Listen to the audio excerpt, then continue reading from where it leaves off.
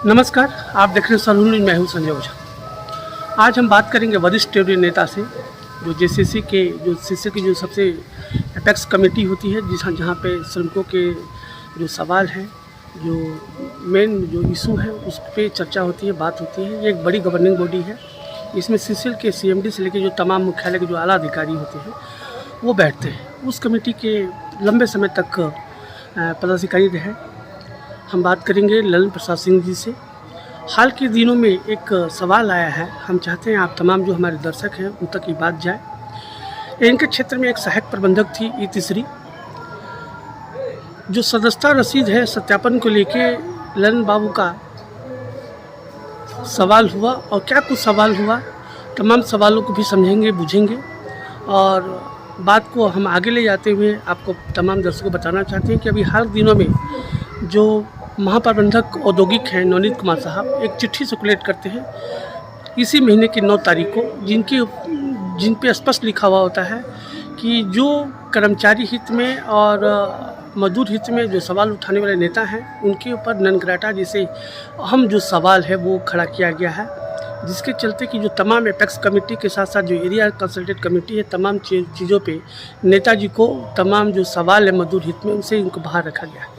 तमाम बातों को समझने के लिए हम डायरेक्ट बात करेंगे अभी ललन प्रसाद सिंह जी से, और समझने की कोशिश करेंगे कि आखिर में क्या कुछ विवाद रहा है, ताकि व्यक्तिगत तौर पे इनकी जो राय है वो देश के सामने, समाज के सामने, दर्शकों के सामने, जो कोयला के जो श्रमिक है, चाहे वो संगठित क्षेत्र के हों चाहे संगठित क्षेत्र के हों, तमाम लोगों के बीच में व्यक्तिगत तौर पे इनकी क्या कुछ राय है, वो तमाम मुद्दों को लेकर हम समझने की कोशिश करते हैं। अभी हमारे साथ बात करने के लिए जेसीसी के लीडर और श्रमिकों के सवाल रखने वाले, एक लंबे समय से कोयलांचल में काम करने वाले हमारे साथ नेताजी ललन प्रसाद सिंह जी हैं। इसे समझते हैं कि आखिर में क्या कुछ बात हुआ था, और ये जो नन ग्राटा है ये कहाँ तक सही है, क्या कुछ इशू है, थोड़ा बताएं। देखिए, वार्ता ऑफिस में ही होता है, मजदूरों के हित में, प्रबंधन के हित में।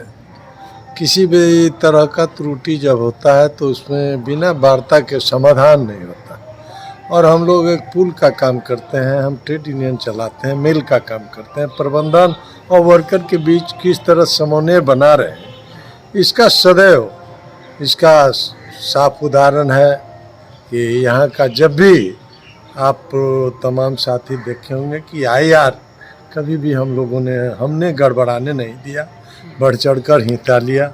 और ये जहाँ तक ई3 की बात है तो ई3 जो एक महिला अधिकारी हमारे यहाँ है, मैं तो जानता भी नहीं था, लेकिन मेरे यहाँ एक अभियान चला था यूनियन का सत्यापन का कि कौन आदमी, कौन मजदूर किस यूनियन में।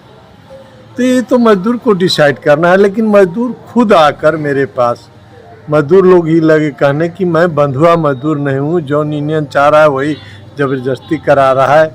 और मैं मैडम से जाके बोलता हूँ तो मैडम बोलते हैं लोग का कहना है, जाइते तारे वहाँ के वर्क करते कि हम लोग को ज़बरदस्ती किसी यूनियन में बंधुआ मजदूर जैसा मेमोरी कटवा दे रहे हैं मैडम। तो मैं यहाँ तक गया, वहाँ जीएम साहब को भी मैंने खोजा, जीएम साहब नहीं थे, एडिशनल जीएम को खोजा, नहीं थे, ये तो भी नहीं थे। फिर हम अपने वहाँ सेक्रेटरी प्रेसिडेंट को भी तला था कि आप लोग कहाँ हैं। फिर मैडम से भेंट हुआ, मैडम दूसरे चैम्बर में घूम घूम के मेंबरशिप का सत्यापन कर रही थी। मैं पूछा कि कौन है भाई जो सत्यापन कर रहे हैं, मालूम हुआ कि मैडम है एक, मेरे को जान पहचान उनसे नहीं था। लोग बोले दूसरे के चैम्बर में, वो जाके देख के हमको घुस गया। वहाँ भी हम लोग सारे लोग वर्कर के साथ, उन्हीं का एम्प्लाई, आज भी एम्प्लाई है सीसीएल का। मैं उनके पास गया, बोलने लगे कि मैं तो कमेटी बना दी हूँ, मैं कमेटी का हूँ, मैं सत्यापन कर रहा हूँ। मैं बोला कि सत्यापन कमेटी बनाया तो चिट्ठी आपको मैं दे दिया, यही मैटर है। मैं बोला कि चिट्ठी ठीक है दे दिए हैं आप, लेकिन कमेटी के लोग कहाँ हैं? कमेटी के लोग, जब कमेटी में आपके साथ 3 आदमी होना चाहिए, लेकिन आप अकेले, तो मैं अकेले करते हूँ। मैं डकरा में थी तो अकेले की थी, केटी में थी तो अकेले की थी, मैं अकेले कर रहा हूँ, अकेले करूँ। हम बोले ये तो नहीं मानने होगा, ये मैं नहीं मानूंगा, ये गलत है। अब मैं ठीक है आपसे उच्च अधिकारी के पास जाऊंगा, तो कहाँ आप जाइएगा, इस पर मैडम बिगड़ी।